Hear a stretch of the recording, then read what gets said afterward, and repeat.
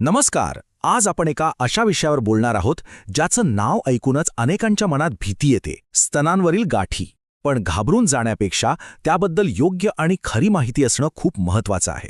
चला तर मग याबद्दलच्या सगळ्या महत्त्वाच्या गोष्टी एकदम सोप्या भाषेत समजून घेऊया. अनेकदा असं होतं की अंघोळ करताना किंवा कपडे बदलताना अचानक स्तनात गाठ जाणवते आणि मनात पहिला विचार येतो, अरे देवा, हे कॅन्सर तर नाही ना? ही भीती वाटणं अगदी स्वाभाविक आहे. पण थांबा, घाबरून कोणताही निष्कर्ष काढण्याआधी काही गोष्टी आपल्याला माहीत असायलाच हव्यात. सगळ्यात आधी एक खूप दिलासा देणारी गोष्ट लक्षात घेऊया. स्तनामध्ये आढळणाऱ्या जवळजवळ 80% गाठी या कॅन्सरच्या नसतात. हो, हे खरंय. म्हणजे दर 10 गाठींपैकी 8 गाठी या साध्या म्हणजे बिनाईन असतात, ज्या धोकादायक नसतात. ही एक गोष्ट जरी लक्षात ठेवली तरी मनातली बरीचशी भीती कमी होते. मग आपल्या मनात प्रश्न येतो की जर 80% गाठी कॅन्सरच्या नाहीत तर मग त्या नक्की असतात तरी काय? चला बघूया अशाच काही सामान्य नॉन कॅन्सरस गाठींचे प्रकार कोणते आहेत.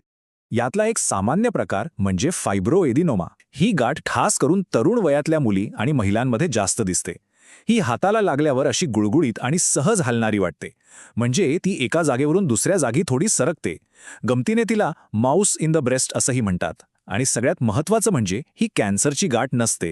दुसरा एक खूप कॉमन प्रकार आहे सिस्ट. सिस्ट म्हणजे काय, तर एक प्रकारची पाण्याने भरलेली पिशवी. आणि हिचं वैशिष्ट्य असं आहे की तिचा आकार आणि दुखणं हे मासिक पाळीच्या चक्रानुसार बदलू शकतं. म्हणजे पाळीच्या दिवसांमध्ये ती मोठी किंवा जास्त वेदनादायी वाटू शकते. आता या गाठींबद्दल ना खूप गैरसमज पसरलेले आहेत. चला तर मग काही मोठे गैरसमज दूर करूया आणि त्यामागचं खरं सत्य काय ते बघूया. एक सगळ्यात मोठा गैरसमज म्हणजे गाठ दुखत असेल तर तो कॅन्सर असतो. पण खरं तर गोष्ट नेमकी उलटी आहे. कॅन्सरची गाठ सहसा दुखत नाही, ती कडक असते आणि एकाच जागी स्थिर राहते, हलत नाही. याउलट दुखणारी गाठ ही बहुतेक वेळा इन्फेक्शन किंवा आपण आधी बघितलेल्या सिस्टसारखी पाण्याने भरलेली असू शकते. आता बोलूया मॅमोग्राफीबद्दल. अनेकांच्या मनात भीती असते की मॅमोग्राफीच्या रेडिएशनमुळे कॅन्सर होऊ शकतो. पण हे अजिबात खरं नाही. खरं तर या टेस्टमध्ये वापरलं जाणारं रेडिएशन इतकं कमी आणि सुरक्षित असतं की त्याने धोका नसतो. उलट वयाच्या 40 नंतर वेळेवर निदान करण्यासाठी ही टेस्ट जीव वाचवणारी ठरू शकते.